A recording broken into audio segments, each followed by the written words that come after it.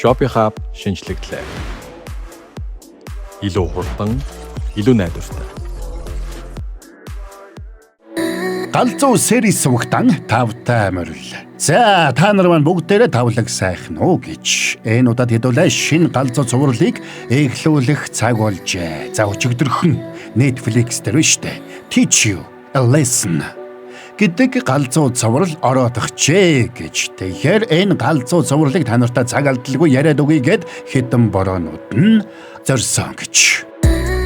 Хэрийн цуврал маань зүгээр л трейлерыг үзээд л те галзуу санагдсан учраас тэгэл ойлгомжтой ярьж өгөхөөр сонголоо гэж. За тэгэхээр моброны энэ галзуу цувралыг ба штэ. Галзуу найдвартай үнэлгээ өндөр бараануудыг санал болгодог Shopee Hub сегмент хамтран хүргэж байна. За тэгээд та нар маань ойлгомжтой саба дураагүй бол саба дардсан бол лайк дарахтал болоо явчих юм.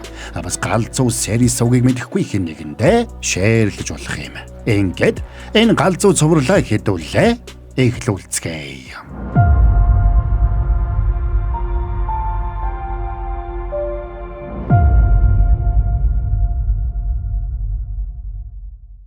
За өглөөний 6-ад утасны сэргүүлэг дугуйч шахлах сэргүүлийн нэг сурагч арай ядам босч байгаагаар цувралыг хэлнэ. Нөхөр сургуультай явна гэж бодохоос зүрх нөхөж арай ядан явж байлаа. Тэр болдог бол намунтад 2 жилийн дараа ахлах сургуулаа төгссөн сэрхийг хүснэ. Мань залууг гёммин гинэ. Сургууль дээр ирэхэд нь ангийнх нь Дисок гэх хүү сургуулийнхаа дээвэр дээр гарчихсан зогсож байна. Урд өдөр нь ангийнх нь хэсэг нөхдөө завсралгаанаар Дисогийг бүл идэж сургуулийн номер 1 гоожуур гэж өргөмжүүлж бичлэг хийсэн байж. Завсралгааны өмнөх хичээлийн үеэр багш нь тэдний нэгийг утсаа хураалахыг шаардахад цаадхан цааргалжээ. Би энэ утсаар хичээлтэй холбоотой бичлэг үзээд их зүйл сурч байгаа. Тийм болохоор би утсаа хураалгахгүй. Тэгээд чи бол жинхэнэ багш биш, дадлагын багш. Харин чи сайн гуйх юм бол манай аав чамайг жинхэнэ багш болгож өгч чадна шүү. Тэгсэн Дисок тэслэхүү багшигаа өмөрч цохиод авсанд нөгөөдүүл нь тэрнийг унгааж угаад нэвширтлэн зодож. Тэгээд нөхдөө Дисокийг доромжлохын тулд завсралгаанаар бичлэг хийж авсан нь тэр байж. За тэгээд тэдний толгойлогчийг Жунхён гинэ. Дараа нь Жунхён Дисокийг бусад ангиудаар дагуулж яваад өнөөдрөөс эхлээд энийг Дихан ахлах сургуулийн шинэ гоожуур болгож өргөмжөллөө гэж хэлээд явж. Сэтгэл нь өвдсөн Гёммин энэ талаар багш нарт хэлэхээр багш нарын өрөөнд очисон ч зүрх нь хүрсэнгүй. Тэгээд багш нар нь хичээл хүмүүлж танхаараад байгаа сурагчид ямар арга хэмжээ авах талаар ярилцаж байгааг сэмхэн сонслоо. Гэтэл багш нар сурагчдаа шийдэхийг хориглосон учраас сургуулаа төгсөхт нь дүнг нь бууруулахаас өөрөөр ямар ч арга хэмжээ авч чадахгүй гэж ярилцаж байдаг. Тэгээд Дисок нүдэн дээр нь байшингаас үсэрсэнд Гёммин шок. За тэгээд цагдаа нарч хэргийн газарт ирсэнд Гёммин битүүхэндээ баярлалаа. Тэгсэн цагдаа нар хэргийн эцдэг барьж авсангүй. Тэгээд дараагийн гойжуураар Гёммин тодорлоо. Чи бидний цагдаад баригдаад ганцаараа үлдэж ирэх чөлөөгөө эдэлнэ гэж бодсон уу? Тийм юм байхгүй. Та нар бас бүгдээрээ тэгж бодсон уу? Битгий андуураад байгаарай. Юу ч өөрчлөгдөхгүй. Манай Гёммин буцаад хуучин байрандаа ирсэн. Тэгсэн нөгөөдөл нь тэрнийг барьж аваад амруу нь архи цутгасанд. Гёммин тэдний эсрэг юу ч хийж чадсангүй. Сэтгэлээр унсан тэр Дисок шиг сургуулийнхаа дээвэр дээр гарч зогссон ч толгой нэргээд буцаад буучлаа. Тэгээд коридороор явж итэл нөгөө нөхдүүдийн нэг Гвансу ангиас гарч ирээд нөхрийг гэдэслэв нөшгөлчнө. Яасан бэ? Юу болсон? Бити ээрч муура дургу өргөд хэл да. Яасан? Ерөөсөө энийг өмсөд намайг нэг цогч. Гүй би зүгээр. Би чамайг цогох гээд штэ ой. Хит хэлхээ. Цохооч. Цохооч. За зүгээрээ босоод ир. За хүн чамайг цохиул зөрүүлээ цогчээ за. Альвэ ой. Өөлөд байгаа мó? За болооч дээ онгоо тийм би. За би тэгвэл нүдэ анчаа. За цохооч. Тэгсэн нэг хүн тэрнийг хажуунаас нь манартлан цохлоо. Чи намайг цогсон уу? Чи хин багш юм уу? Чи надамаа мэдэх хэрэгтэй байна да. Ингээд тэр Гвансуг дахиад алгацсан тэнд байсан хөөхтүүд бүгд шок. За тэгээд нэг юм болно.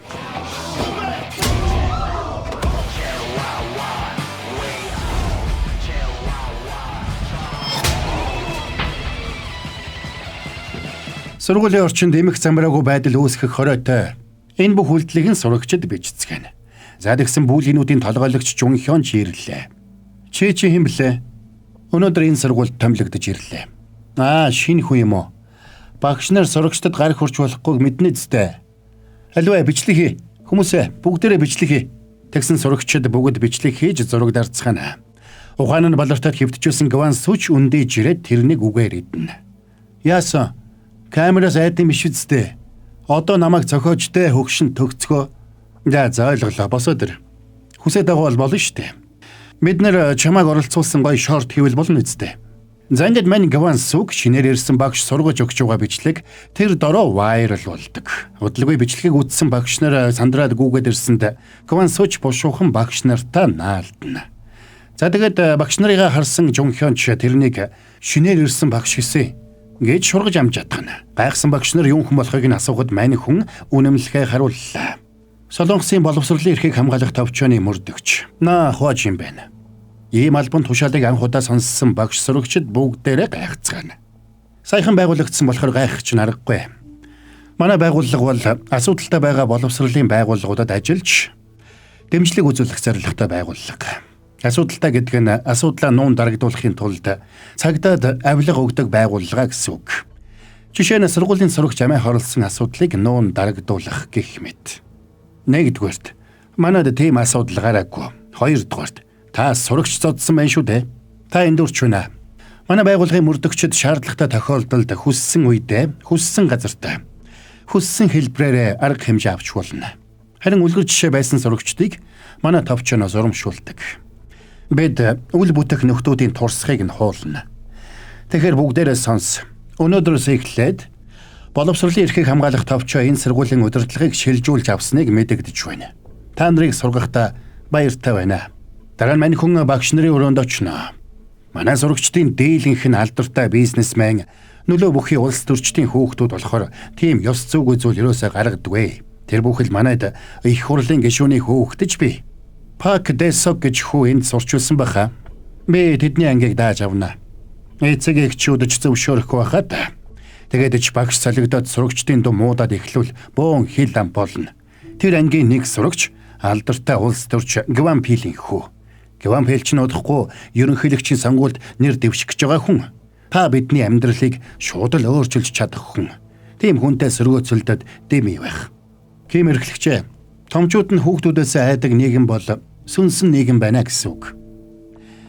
За энэ үеэр Жунхён болон тэрний нөхдүүд шинэ ирсэн багшийг цаашид яах талаараа ярилцаж байлаа. Гэтэл тэдний яриаг таслаад Хожин ороод ирнэ. Тэгээд тэр өдрөөс эхлээд тэдний ангийг дааж авч байгаа гэдгээ хэлсэнд хэнж хариу дуурсангүй. Нөгөө нөхдүүд бол буурж яоцгүй байх нь ойлгомжтой. За тэгээд мань хүн эрц бүртгэж ангийн хүүхдүүдийн нэр болон царайг нэгднэгэнгүй тогтоож авна. Пак Дэсок. Нэрээ нас орчихсан шүү дээ. Ингээд тэр яагаад амиа хорлсныг мэдэх хүн байна уу? За байдал буруугаар эргэж байгааг ойлгосон Жунхёны нөхдийн нэг Дэсогийг муу дун авснаасаа болоод амиа хорлцсон. Дүнгээс болж амиа хорлдог тэнэг. Гэх мэтэр муултал Хожин уруулаас нь бариад авлаа. Тэр яах вэ? Би чамд эхлээд бие зөв авч явахыг заадаг юм билүү? Яхаараа нэг ангид ийм олон дээрлэхүү новчнууд цугладаг байна. Багш нар ч надгийн новчнууд байж л дээ, тэ? Тэгээд л та нар юу ч болоогүй юм шиг хүний хүүхдүүдийг дээрлэхэд өдий хүрсэн хэрэг. За тэгсэн уралсан нөгөө нөхөр мань хүн лөө дайрсан ч Хожин тэрнийг юмн чинээ тоохгүй яриагаа үргэлжлүүлсээр. Нэг чинь амиа хорлцоод байхад та нар бүгдээрээ нэг ч үг дуугарахгүй ингээд суугаад байна гэдэг. Бас л овоо энэ шүү. Та нар бүгд буруутай шүү. Гэхдээ буруу таглыг ярих биш. Мэдрүүлэх хэрэгтэй. 3 тоолохын дотор сунах байрлал ав. 1 2 3 Сандарсан хүүхдүүд сунах гэсэн чи Жунхён ууралж хашгираад бүгдийг нь буцаагаад суулгачлаа. Удахгүй шухал шалгалттай. Шалгалтандаа анхааруул яасан бэ? Бидний дүнг сайжруулах нь чиний үүрэг үсттэй. Би 3 хүртэл тоолсон санагдаад ах юм. Энэ новчнууд чамаас илүү надаас айж байгааг харахгүй нөө. Тэгвэл сайн байна. Чамайг надаас айдаг болгочвол бусад ч чамайг дагах юм байна, тийм үү? Гол нь би чамаас айхгүй л дээ. Чи намайг яаж чадахгүй? Тэгсэн Хожин тэрнийг тоолгүй толгойг нь ширээт нь хавсарсанд Жунхён босох гэж чадсангүй. Намайг хин гэдгийг мэдэхгүй юу? Мэдлгүй яхав. Чи бол сурагч. Өнөөдрөөс эхлээд чиний энд өнгөрүүлэх өдөр бүр там шиг байна. 3 За тэгээд нөхөр сунайхаар болсонд бусд нь бүгдээрээ дагцгаана. Цанын цагаараа жонхиан болоод нөхдүүд нь очир дараад орж ирсэн чи галтгооны ажилчдын дунд хуучин зогсож байгаад тэднийг очирлууга бууцахыг туушаалаа. Нөгөөх нь уурлаад савта хоолой хогийн сав руу шидсэнд мань хүн тэрнийг хогийн сав руу өшөглөөд унгаачихдаг. Тэгээд шалны алчуур аваад жонхионы нүрийг арчсанд тэнд байсан хүүхдүүд бүгдээрээ шок. Тэгээд шалны алчуурт толгой дээр нь тавиад хүүхдүүдээр зургийг нь авахуулсанд бүгдээрээ битүүхэндээ шоолцгоно. За энэ бүхнийг харсан Гёммэний нүд орой дээрээ гарах шахаж байна. За тэгээд хичээл тарахын алдад шарн хөдөлсөн Жонхён ангиасаа гарч ирээд шал орчижсэн Гёммэнийг өшөглөөд дээрлэхсэнд Гёммэн юу ч хийж чадсангүй хөрхий. Тэгээд оройн хуваажин багш нөгөө Жонхёны гэрт яваад очино. Тэгээд тэрнийг анги цэвэрлэлгүйгээр ганцаараа эрт тарцсан гэдгийг нь хэлээд цэвэрлэгэнд авч явахаар ирлээ. Гэсэн даав нь юу ч хэлж чадсангүй. Таны сонгуулийн ураач нь иргэд нь иргэд шиг, улс төрчид нь улс төрчид шиг бай гэж байсан штэ. Би тантай бүрэн санал нэг байна. Тиймээс багш нь багш шиг, сурагч нь сурагч шиг байх ёстой үстэй. Жонхён аавда тэрнийг ховлох гэсэн ч мань хүн чихтэд аваад явна. Тэгсэн аав нь уурлсан чи энэ удаад бие бариад өнгөрнө. За тэгээд хуучин ч нөхрийг сургууль дээр авчираад жоорлон угаалгасанд шарн хөдөлж өгөх шахсан Жонхён хамаг хүчээрээ жоорлон мөрөгдөг. Маргааш нь хуучин багшийг амиа хорлсон Дэсогийн хувийн хэргийг уншаад ангидаа байж идэл Жонхёны аав ирлээ. Тэгэд хүүн яагаад толгоогоо гимтээснийг шалгаахад нөхрийг өөрийгөө гимтээсэн гэдгийг тоосон шинжгүй хэллээ. Чи юунаас ч айдгүй хүү юм биз дээ? Өвчтнөөс айдаг эмч байвал өвчтнөө эмчилж чадах уу? Сурагчаас айдаг багш байвал хичээл зааж чадна гэж юу? Чи намайг яагаад энд ирснийг гадарлаж байгаа үстэй? За тэгээд нөхөр сургуулиас гарч явахдаа хичээлийн эрхлэгч болоод багш нарт нэг даалгавар өгчөөд явахыг Гёммэн алсаас харна. Тэгсэн Жонхён нөгөө эдтэйгээ ирээд тэрнийг боловсролын эрхийг хамгаалах товчоонд өөрсдийг нь матсан гэж уурлаад зодлоо. За тэгээд оройн хичээл тарахын алдад Гёммэн Дэсогийн өсөрсөн дээврийн булан дээр очиж зогссон ч мань багш тэрнийг араас нь бариад авлаа. Чи хэдий болтол тэр новчнуудад дээрлэхүүлээд явна гэж бодож байгаа юм те. Би тэдэнтэй зодлоо гэд юу өөрчлөгдөх юм? Юу ч өөрчлөгдөхгүй штэ. Хэн чамайг зодолд гэсэн юм? Зүгтаа мэдв. Тэгвэл дараа нь дахиад зодно штэ. Тэгээ дахиад зүгтаахгүй юу? Дандаа зүгтаад байна гэж байхгүй штэ. Тийм л дээ. Тийм болохоор том хүмүүст очиод хэлэхгүй бол хэн ч чам туслахгүй штэ. Чамд тусалж чадах сайн хүмүүс гэж бас байдаг штэ. Тэгэд хуучин тэрнэр оройчин гүйх тасгал хийлэглээ. За тэгээд дараа нь хамт гомын гэдэнгээ тэрнийг асуудал гарвал багш нартаа хэлж байхыг санууллаа. Тэгээд сургууль дээр болсон юм а яагаад эцэг ихтэй хэлдгүүг нь асуухад Гёммэн тоймтой юм хэлсэнгүй. За энэ үеэр дэлбэртлээ урлсан Жонхёны аав боловсролын яаман дээр ирж байна. Тэгээд сайдтай уулзаж боловсролын эрхийг хамгаалах товчооны мөрдөгч хүүгийнхэн сургууль дээр ирчгээд хүүг нь зовоогоод байгааг хэлсэнд боловсролын сайд тэр талаар мэдээгүй гэж мэдэн бодолдог. Та ялахгүй зүйлээс болж тэтгэврт гарахыг хүсэхгүй хөөцтэй. Хүүгээ хамгаалж байгаа эцэг хүнийг битгий л дутуу үнлээрээ гээд нөхөрөө сайдыг сүрдүүлчихэд явлаа. За маргааш нь томгоор сонгуулийнхаа кампанид ажлын бэлтгэлийн хүрээнд нэг уулзалтын танхимд иржээтэл гэнт авилга авсан ажлын газрын эмэгтэйд бэлгийн дарамт үзүүлсэн гэх мэт мэдээнүүд тархлаа. За энэс болоод сэтгүүлчид тэрнийг бүчээд авсанд мань хүнч зугтаад танхим руу орно. Гэтэл тэнд нь боловсролын сайд сууж байна. Чи энэ бүх мэдээллийг тараасан уу? Юу хийж байгаагаа ойлгож байна уу? Би тэр товчоог байгуулах гэж 2 жил зүтгэсэн. Таач бас 2 жилд их юм амжуулсан бололтой. Намайг инглээгээд манай намд хохиролтой гэдгийг ойлгохгүй байна уу? Хоёулаа нэг нам бидтэй. Уучлаарай. Боловсролын тал дээр бол танай манай тал гэж байхгүй шүү. Намайг анхнаасаа онилж байсныг чинь мэдээд байсан юм аа. Би энэ намын төлөө хин хүнээс илүү зүтгэсэн байхад яагаад намайг ингэж байгаа? Хүүчин сургамж авахын тулд чи унах ёстой юм шиг санагдаад. Хүүхдээ сайн хүмүүжүүлэхгүй дээ. Тэгээд сайдыг гараад явсанд мань аав хэлэх үггүй боллоо. За тэгээд тэрнийг хэд хэдэн удаагийн авилгын хэрэгээр хэрэг үүсгээд шалгаж эхэлж байгаа тухай мэдээ орон даяар таарна. Энэс гадна тэрний хүүг үе тэнгийнхнээ дээрлэхдэг засаршгүй бүүлээ гэдгийг орон даяар зарлалаа. Маргааш нөгөө Жонхёныг сургууль дээрээ ирэхэд хүүхдүүд бүгдээрээ тэрнийг шоолоод жигжуг гэж байсан бол ангийнхан нь тэрнийг сургуулийн шинэ гойжуураар өргөмжилж. За тэгсэн Гёммин хямрлаа. Тэгээд найзаагаа унж өгсөн газарт очиод өвдөгсөгдсөнд хойчин ирээд тэрнийг тайвшруулахад мань хүн бүх үннээ хэлнэ. Би Дэсогт тэр шүүрийг бариулахад дотроо битүүхэндээ баяртай байсан. Дахиж тэгж дээрлэх хүлэхгүй гэж бодсон. Бас өгснийхэн дараа би инээмсэглсэн. Яагад гэвэл цагдаа нар тэднийг барьж аваад бүх зүйл дуусна л гэж бодсон. Гэхдээ одоо бодоход би ч бас тэднээс ялгаагүй хадгийн новшууч. Чи тэдэнтэй адил биш ээ. Чи зүгээр л гэмгүй хохирогч. Эргэн тойронд чинь байгаа томчууд чамайг өмөрхийн оронд чамайг тэдэнд хайж өгсөн учраас л чиний амьдрал там болж хувирсан хэрэг. Тэм учраас өөрийгөө тэдэнтэй адил гэж битгий бодоо. За ингээ ярилцаж байтал сургуулийн хөөхтүүд сургуулиас хашгиралдаад гарч ирлээ. Учир нь галзууртлаа хууралсан Жунхён өөрийг нь дээрлэх гэж оролцсон нөхдүүдийг ангидаа төгжиж угаад тэднэр лөө бензин цацаж шатахыг завдсан нь тэр байлаа. Ажуулахад тэрнийг ухааж мөрдөгч зогсоолоо. Тэгээд өөрөө асаагуур гаргасанд Жунхён айсандаа нүдэн орой дээрээ гарах шахна. За sorry баруун та нартай гэлсний галзуу сонирхолтой реклам алгадаадах юм. Тэгэхээр манайхан урд хөршөөс найдвартай бараа захиалах илүү амар болжээ гэж. Яаж гэхээр хятадын 80 сая гаруй бараанаас өөрт хэрэгтэй бүхнээ монгол хэл дээр Store Pay, Pocket, QPay гэд монгол төлбөрийн нөхцлүүдээр төлж захиалаад гэртээ хөргүүлэх боломжийг Shopee Hub олгож байна. Гэртээ машинда өөртөө хэрэгтэй бүхий зүйлсээ нэг дор захиалаад 10-аас 12 хоногт хөргүүлээд авах боломжтой байна. Хайсан бүхнээ зургаар нь хайгаад олох боломжтой гэд боддоо. Гал зуё. Хамгийн гол нь найдвартай өндөр үнэлгээтэй бараануудыг танд санал болгоно гэж байгаа. За бас Shopee Hub цэгмэн нь хятадаас захиалдаг бусад аппнуудаас ялгаатай нь огт ихтэй барааг захиалах боломжтой гээл бод. Одоо ор ишкап мишкап гэлээ. Өөр аппуудад одоо энэ том овортой барааг захиалах нь одоо юу л бол. За тэгээд та нар маань Shopee Hub цэгмэнээр зочлоорой. Бас description хэсэгт борон апп-ийн татах линкийг оруулсан байгаа шүү. За анхаарлаа дуусна баярлалаа. Тайлбараа үргэлжлүүлцгээе. Яасан? Айгаад байгаа юм уу? Чи анханасаа ийм юм төлөвлөөгүй юм уу?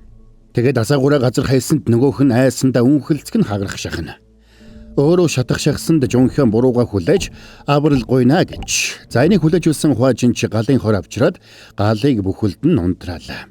Та яагаад надад ингэж хандаад байгаа юм бэ? Би ямар буруу хэрэг хийсэн?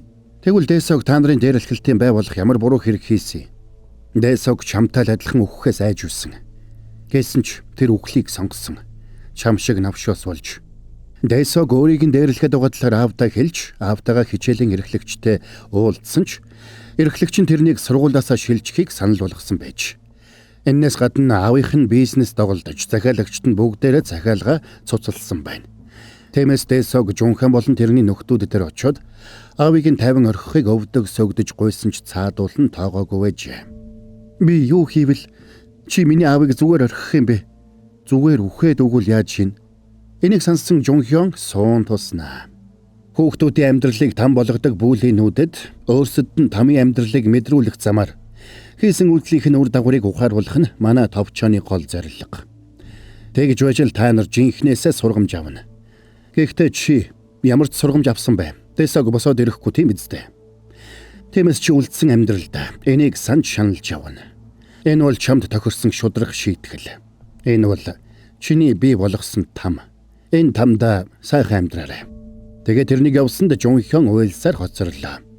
Удалгүй цагдаа нар Дэсогийн хэргийг дахиад шалгаж Жунхён болоод найзуудыг нь баривчилж. Тэгээд энэ хэрэгт холбогдсон нөхдүүдийн зургийг сайтанда байрлуулад хохирогч тэднийг уучлах хүртэл зургийг нь байлгахаар болно. За ингээд ихэнх анхлах сургуулийн хэрэг шийдэгдсэн учраас Хуажин мөрдөгч тэндээс явлаа. Дүрс солигдоход боловсролын сайд машинтайгаа хөдөө явж байна. Тэгэд нэг уулын орой дээрх модон дээр очиод авчирсан цаасан ууттай жимсээ үлдээдэг. Модны өмнө мань сайдын охины булш байдаг байна. За ингээд ихэнх сургуульд болсон үйл явдал Солонгос даяар вайрал болсон учраас олон хүмүүс боловсролын эрхийг хамгаалах товчоог сурагчдын эрхэнд халдаж байгаа учраас татан буулгахыг шаардаж жагсацгаана. Тиймээс боловсролын сайд Хуажиныг дараагийн удаа аль болох бичлэг эдмүрийн баримт үлдээхгүй байхыг сануулна. Тэгэд сайдыг гарч явахад сэтгүүлчдэж бүчиж яваад ээлдвийг асууцгаана. Товчооны үйл ажиллагаа хүний эрхийг зөрчиж байна гэж та бодохгүй байна уу? Хүний эрхээ? Та сая хүний эрх гэсэн үү? Солонгосын боловсролын систем өнөөдөр фейлдчихэд байна. Сурагчид элдв дугуйланд хамрагдахаа илүүд үзээд ерөнхий боловсролын сургуулийг тэр дунд сургуулийн багш нарыг дорд үзэх болсон байна. Тэд ерөнхий боловсролын сургуулийг их сургуульд орох дамжаа төдий гэж харж байна. Энээс болоод сургуулиудаар хар тамхи, хүчин, гэмт хэрэг үйлдэгдэж, гэмт бүлгэллүүд газар аваад байна. Багш нар нь сурагчдаас хайдаг болчиход байна. Боломжтой мөнгөтэй айлын хүүхдүүд нь тусдаа дугуйланд яваад болоод байдаг.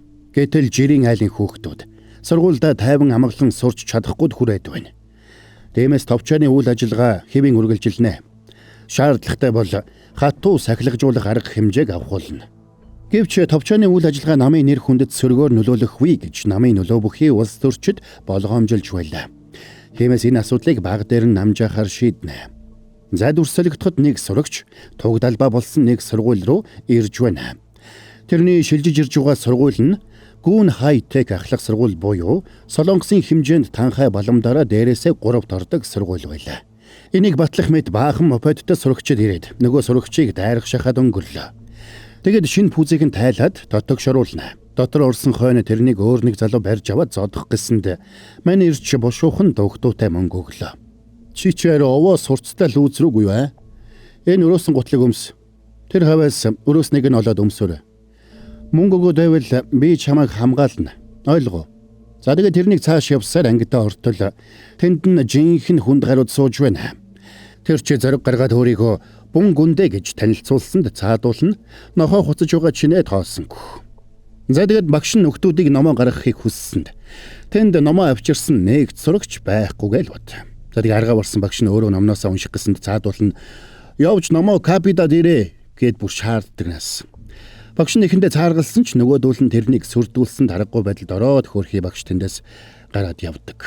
За тэгээд нөгөө хэдэж нэг багаж бариад шинээр ирсэн гүндэг чирээд гараад явна. Тэгээд явсаар өөр нэг хүнд гаруудын ангийн гадаа очиод цонхыг нь хаг зогсонд цаадууланч босоод ирцгэлээ. За тэгээд хоёр ангийн хооронд ширүүн зодон болсон гүндэгийн нүд нь орой дээрээ гарах шахна.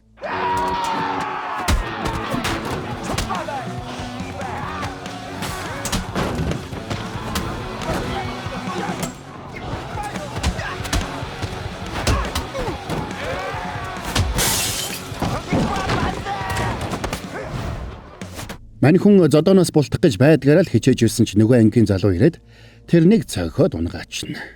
Чи намайг хамгаална гэвчтэй. Чи чинь нөгөө өглөө таарсан гар биш. За sorry.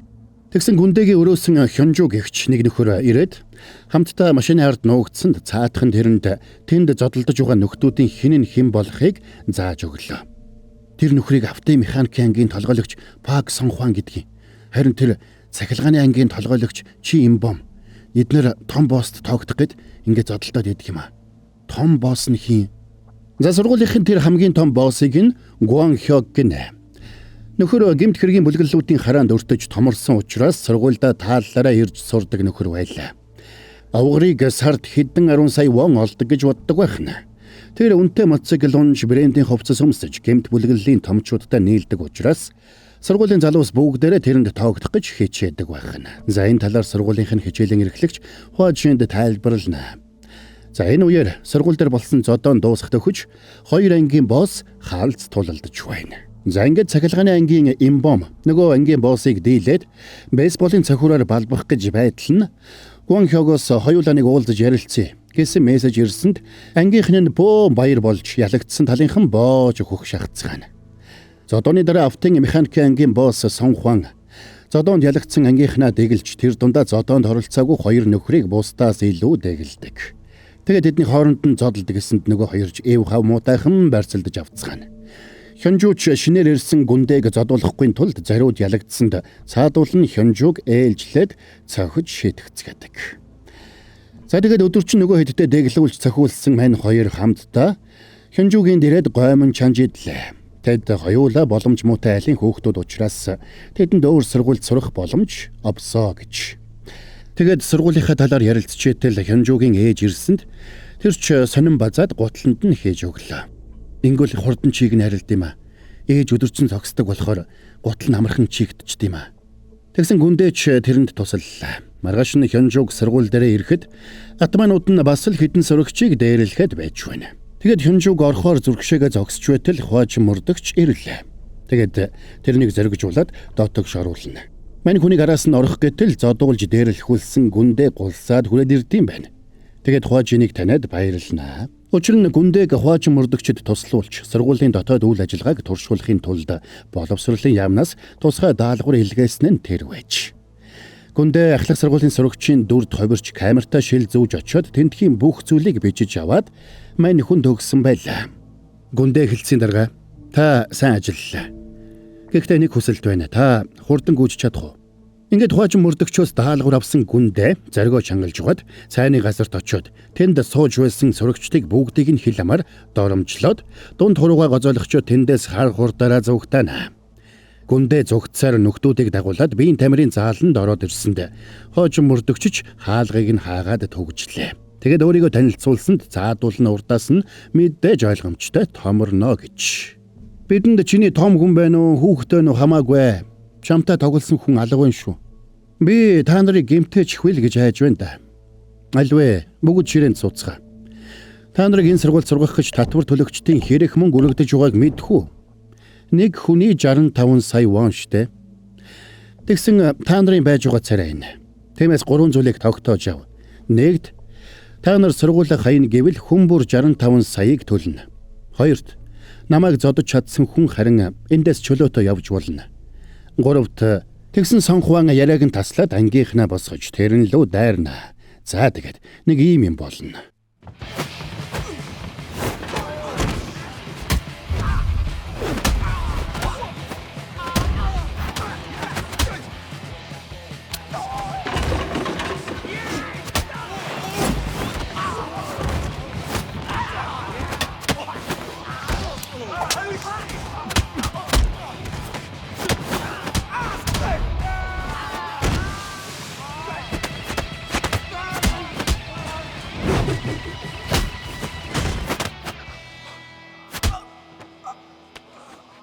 Яасан бэ? Ядарсан уу? Ийм болохоор л хүний яриаг дуустал нь сонсож вэ гэдэг байгаа штэ. Гуравт хэрвээ эхний хоёрыг хийж чадахгүй бол сургуульдаа үлдээд хүн шиг сураад төгсцгөө. Ингээд мань хүн тэднийг суулгаж яваад хичээлийнхэн цагийн хуваарийг хэлсэнд цаадуулна шуугилдаж эхэлнэ. Учир нь тэд өглөө 7 цагаас орой 21 цаг хүртэл хичээлдээ байлаа. Хитрхи их цаг алдсан учраас хоцорсон хичээлээ нөхөхийн тулд шаргуу хичээллэхээс аргагүй гэдгийг мань хуажин тайлбарлана. Тэрнийг тайлбараа хэлж дуусаад багш нарыг дуудахаар явсанд хоёр ангийн босс мань хүн лөө дахиад дайрна.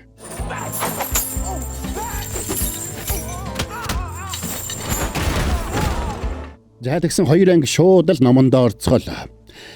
За эндээс эхлээд хуажин заалны үүдийг сахиж хичээлүүд биеийн тамирын зааланд орж эхэллээ. Гэтэл тэнд номоо авчирсан хүн байсангүй. Сандарсан Хёнжу номоо копидах гэсэн ч хуажин мөрдөгч зогсоолоо. Номгүй яаж хичээл хийх үү?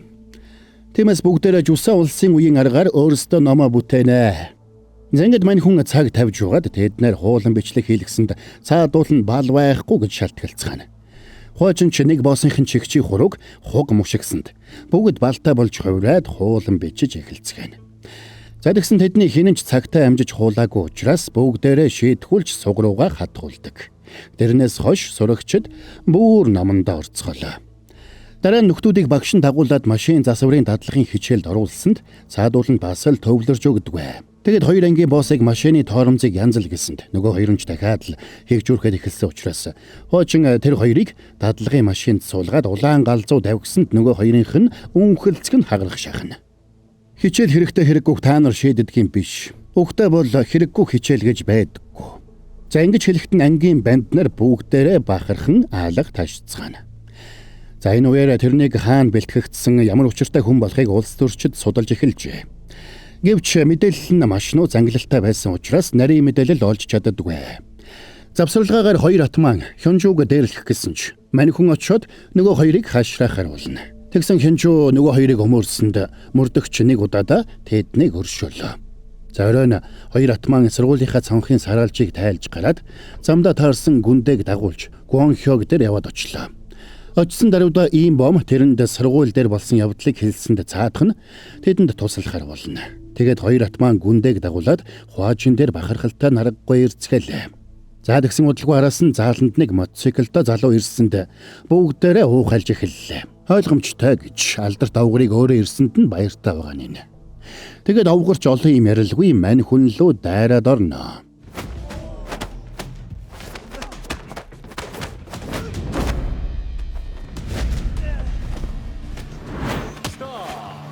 Нуруугаараа шидүүлсэн мань мөрдөгч ухаан алдсан юм шиг болоод жүжиглсэнд Гүнхёг баярлнаа. Тэгээд бусдыгаа хөөргөж бүгд уухайлан алга ташсанд Хуанжинч тэдэнтэй хамт алга ташлаа. Тэгсэн энийг нь харсан нөгөөдөл бүгд нам гүм. Чич том биетэй мөртлөө оюун санаа чинь ялах хүүхдийн шиг золиггүй шүү. Жан Гүнхёг. Би яагаад чамайг давчруулсныг мэдэж гинөө. Чамайг эднэрт үзүүлэн болгож ашиглах гэсэн.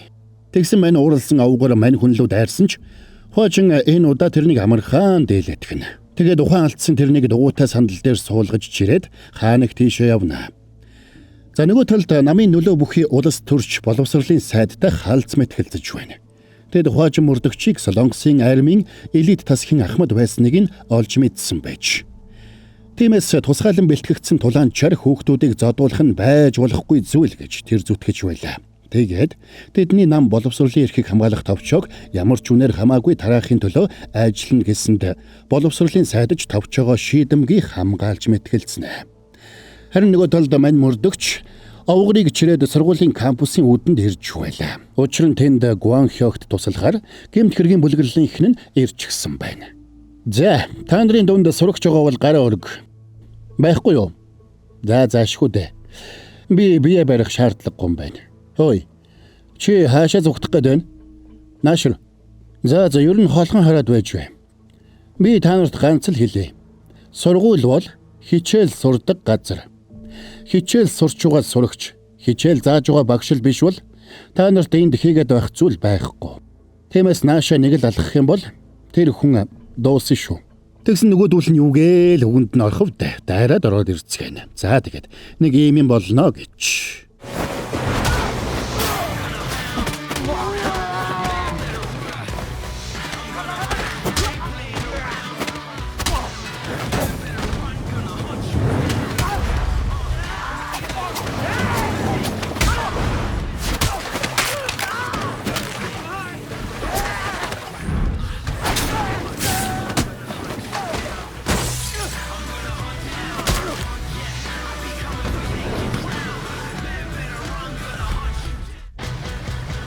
За мань хүн ингээд нөхдүүдийг бүгдийг нь зохицуулсанд тэнд байсан сурагчдын нүд нь орой дээрээ гарах шахаж шууд өмнө нь сөгдөж өршөөл гойцгаана.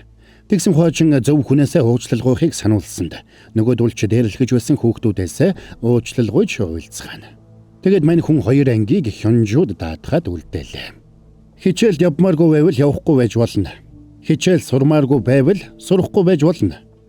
Энэ бол чиний амьдрал. Гэхдээ бусдын амьдралд битгий лайвал.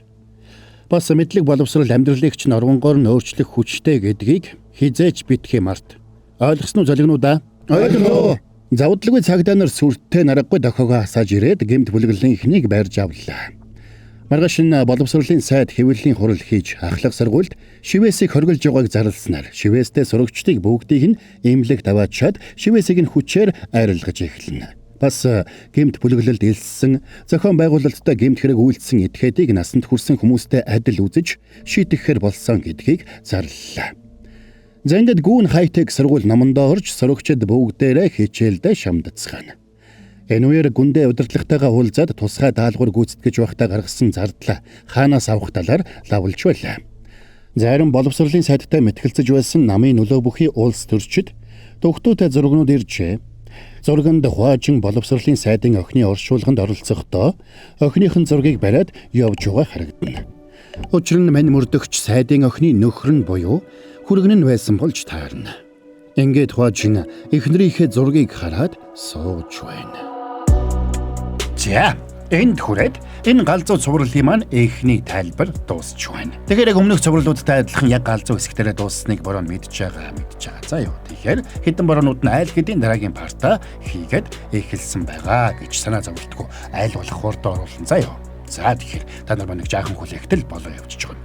За тэгэхээр яхаар гоо сонирхол татгаар галзуу цаврал мөнөөс мөн байна гэж. Яагаад тэгэхээр та нар маань үргэлжлэлийг нь хурдан үзхийг хүсэж байгаа шүү дээ. Тэгэхээр л одоо галзуу цаврал гэдэг нь ойлгомжтой болоо явчихж байгаа маа гэж. За тэгээд блогийнхын тайлбар ойлгомжтой байж таалагдж байгаа гэж найдаж байна. Таалагдж байгаа бол та нар маань галзуу кино Instagram хуудасаа дагаарай. Тэгэхээр хэдэн баруунууд нь энэ галзуу цувралыг байна штэ. Галзуу найдвартай, өндөр үнэлгээтэй баруунуудыг санал болгодог Shopee Hub сегменттэй хамтран хүргэлээ. Та нар маань тэгээд Саба Драгуа Саба дардсан бол лайк дарахтал болоо явчихж байгаа юм. Бас галзуу series сувгийг мэдэхгүй хэн нэгэндээ шеэрлээрэй. За тэгээд дараагийн галзуу цувралын тайлбараар хэдүүлээ эргээд уулзцгаая.